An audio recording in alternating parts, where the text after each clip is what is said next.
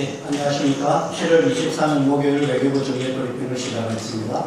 모두에 제가 드릴 말씀은 없습니다. 질문 주시면 답변드리겠습니다.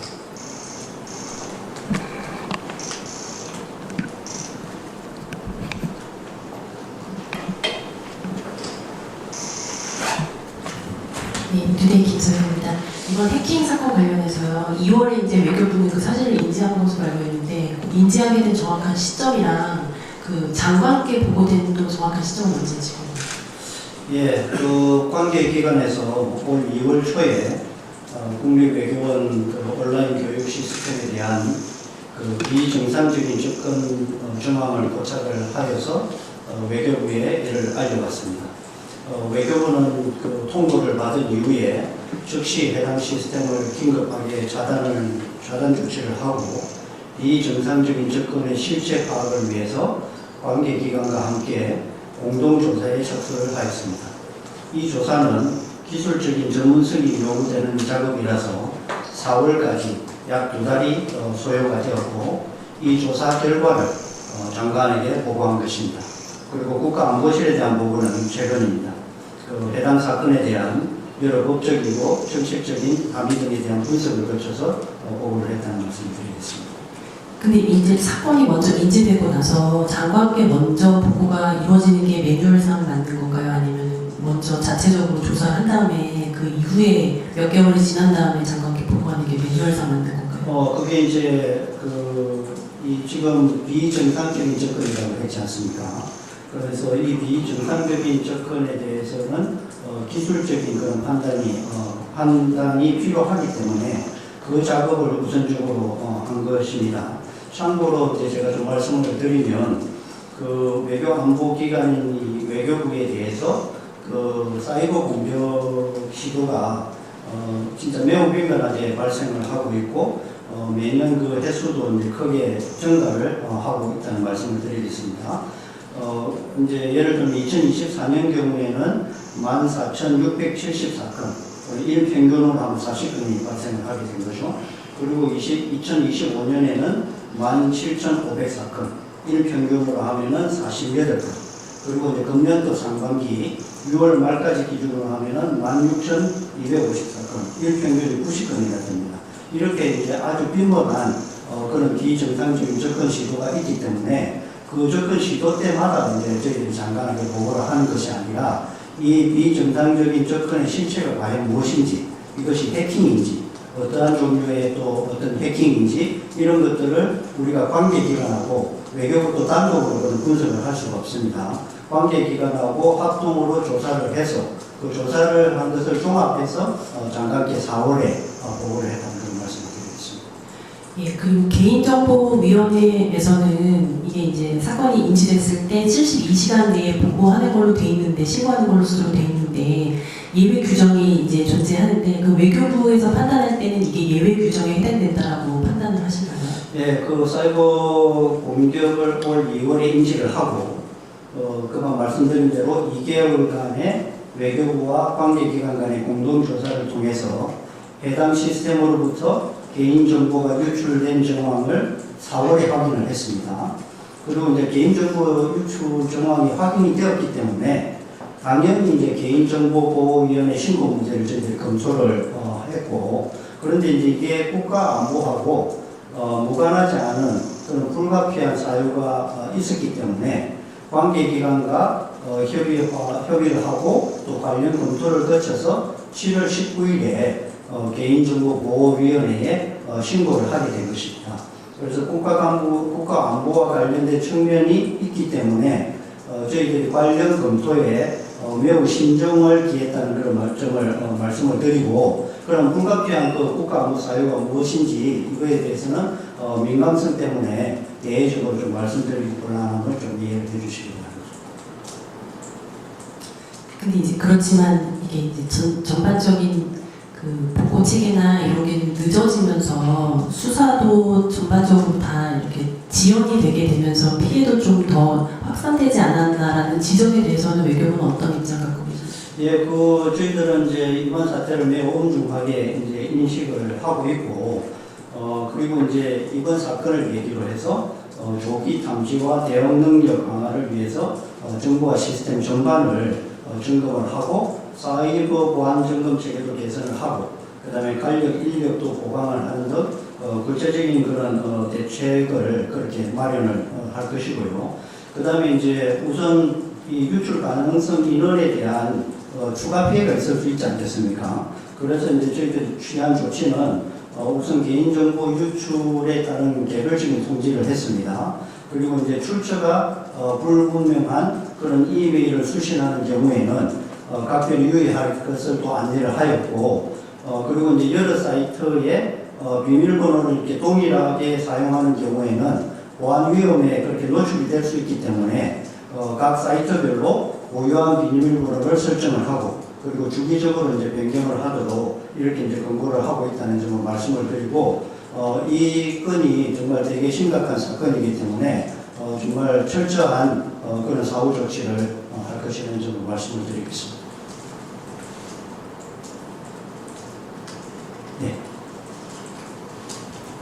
네, MTN 김인호 기자입니다. 그 해킹 관련해서 저도 좀 궁금한 게요. 지금 그 국가정보원 소속 요원들의 이런 정보도 털렸다 이런 보도가 있는데 이분들 같은 경우에는 이제 해외에서 좀 위험한 업무를 담당하다 보니까 좀 더 우려가 큰 상황인데요. 혹시 이분들에 대해서 어떤 좀 추가적인 조치 같은 게 좀 있을까요? 예, 그 해당 교육 시스템 서버에 그 외교부 소속 외무공무원 그리고 주재관, 제공간에서 근무하는 행정직원 등의 그 교육 운영 관련된 그런 정보 약 한 1만 건이 저장되어 있을 것으로 저희들은 추산을 하고요. 정확한 그 유출 규모와 내역에 대해서는 추가 조사를 통해서 확인을 해 나갈 것입니다. 주신 질문과 관련해서는 이게 이제 외교 안보 조직이라든지 인력에 대해서는 구체적인 내용은 이 안보 문제하고 관련이 되어 있기 때문에 언급을 또 제가 자정을 하고자 합니다. 그 외교부가 이번 프로그램 2022년에 도입하셨다고 했잖아요. 보통 이런 프로그램은 나라장터 같은 데서 입찰하는 걸로 아는데 사실 외교부 같은 경우는 안보 기관이다 보니까 이런 거는 좀 나라장터 같은 데서 입찰한다기보다는 좀 다른 방식을 택해야 되지 않을까 싶은데 이거에 대한 말씀 부탁드립니다. 예, 금방 그 말씀하신 대로 그 이번 이제 공격과 같은 경우에는 사이버 공격자가 서버 소프트웨어 미공개 보안 취약점, 그 제로데이 취약점이라고 하지 않습니까? 그리고 또 이 해당 시스템 그 구축 당시에 그 보안 설정 미비점을 악용을 해서 교묘하게 이제 침투를 했기 때문에 조기에 저희들이 탐지를 하지 못했습니다. 그리고 이제 사이버 공격이 지속되는 약 10개월 동안에도 저희들 보안 점검 10차례 했습니다만은 이 공격 그 행위를 저희들이 이제 식별을 하지 못했기 때문에 금방 말씀드린 대로 저희들이 이제 협업하고 하는 그런 그 업체를 선정하는 데 있어서 반드시 가격 요소만을 저희들이 고려할 것이 아니라 얼마만큼의 그런 정말 그 확실한 그런 이제 보안 시스템을 갖추고 있느냐 이런 것들을 이제 중요하게 그걸 고려를 하면서 이러한 입찰 과정에 그렇게 임하고자 합니다. 네, 감사합니다. 다른 질문 하나 드려도 될까요? 그 장관께서 얼마 전에 그 미 국무장관 만나셨었잖아요. 근데 미 국무장관께서 이제 그 어떤 이익에 대해서 이런 우리의 군사적 내지는 비군사적 그런 기여에 따라서 국익에 도움이 될 거다 이런 얘기가 있었는데 이 이익이 구체적으로 좀 어떤 걸 의미한다고 봐야 될까요? 이제 그 호르무즈 해협에 저희들은 이제 많이 의존을 하고 있지 않습니까? 에너지 이제 수송이라든지 물류 수송이라든지 이렇게 이제 늘 상시적으로 저희들이 그런 해협을 이용을 하고 있기 때문에 호르무즈 해협의 통항 문제는 우리의 이제 국익과 이제 직결이 되어 있고요. 그래서 이제 미국 같은 경우에도 이 호르무즈 해협의 그 통항 그리고 정상화를 아주 매우 우선적인 그런 우선순위로 다루고 있는 것을 저희들이 너무나 이제 잘 알고 있고 그렇기 때문에 이제 이 호르무즈 해협의 통항 자유를 위해서 저희들이 실질적으로 기여를 하고 하겠다는 하는 그런 의지가 있고 그리고 이제 우리 국방부가 중심이 되어서 그런 구체적인 방안을 지금 검토를 하고 있습니다. 그렇게 기여 의지가 있다는 것과 그리고 구체적인 검토를 하고 있다는 것을 미국이 너무나 잘 알고 있고 그러한 우리의 그런 태도에 대해서 미국은 또 적극적으로 평가를 하고 있다는 말씀을 드리고 그러나 이제 무엇보다도 그렇게 이제 기여라든지 자산이라든지 이런 것이 투입이 되기 위해서는 그 해역 상황이 허용이 되어야 되지 않겠습니까? 그래서 그런 이제 해역 상황을 보면서 그리고 미국, 이제 프랑스나 영국이나 이런 다국적 임무단의 또 논의가 또 병렬적으로 진행이 되고 있기 때문에 그런 논의 사항도 지켜보면서 우리가 이제 어떠한 기여를 할 수 있을지를 지속적으로 검토를 해 나가고자 합니다. 미국에서도 저희의 기여를 이제 적극적으로 알고 있다고 하셨는데 네. 사실 저희가 군사적으로 직접적으로 기여를 하는 거는 현실적으로 좀 어렵다고 생각을 하거든요. 대신에 기회 제거라든가 이 부분은 고려해 볼 수 있지 않나 싶은데 이런 것도 좀 미국이 알고 있다고 보면 될까요? 네, 그렇습니다.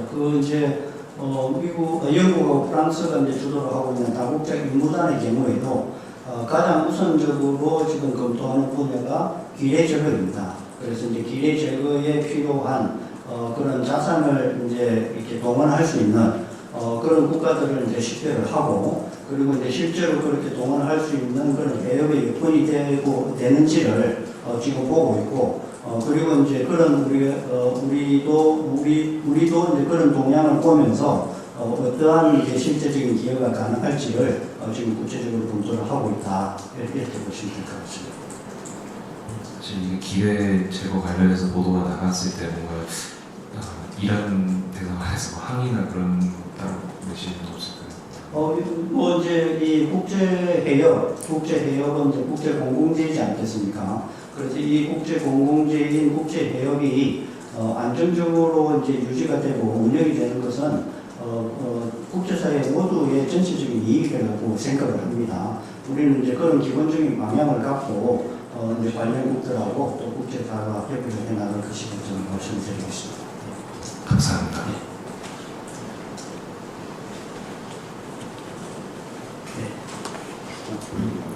안녕하십니까. 쿠키뉴스 유병민 기자입니다. 최근 러시아 외무장관이 아세안 행사 참석 후 기자들과 만나 더 이상 한반도 비핵화 족보에 동참하지 않겠다는 기존 입장을 제각했는데요. 이와 관련해서 외교부는 어떻게 보고 계신지 여쭙습니다. 예, 북한의 지속적인 이제 핵 개발은 유엔 안보리 결의 등 국제법을 명백하게 위반하는 행위입니다. 그리고 이제 한반도 및 영내 긴장을 고조시키는 심각한 안보 위협으로 저희들은 인식을 하고 있습니다. 그래서 러시아가 안보리 상임 이사국으로서 또 NPT 체제 창설 주도국으로서 북핵 문제에 대해서 보다 책임 있는 자세를 취해주기를 바랍니다. 우리 정부는 한반도의 완전한 비핵화 목표를 견지를 하고 있고 대화를 통한 북핵 문제 해결에 실질적인 진전 및 남북 간 평화 공존과 공동 성장 방안을 모색하기 위한 노력을 계속해서 경주할 것이라는 점을 말씀을 드리고 그리고 이제 러시아와 관련해서는 지금 러시아 우크라이나 전쟁 및 그런 북러 군사 협력으로 한러 관계에 제약이 있는 것은 사실입니다.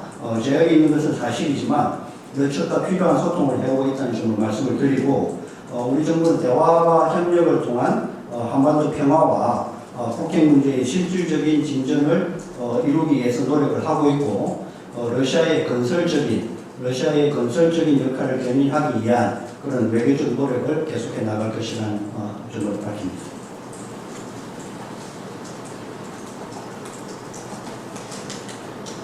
네, 그럼 질문 없으면 하시도록 하겠습니다.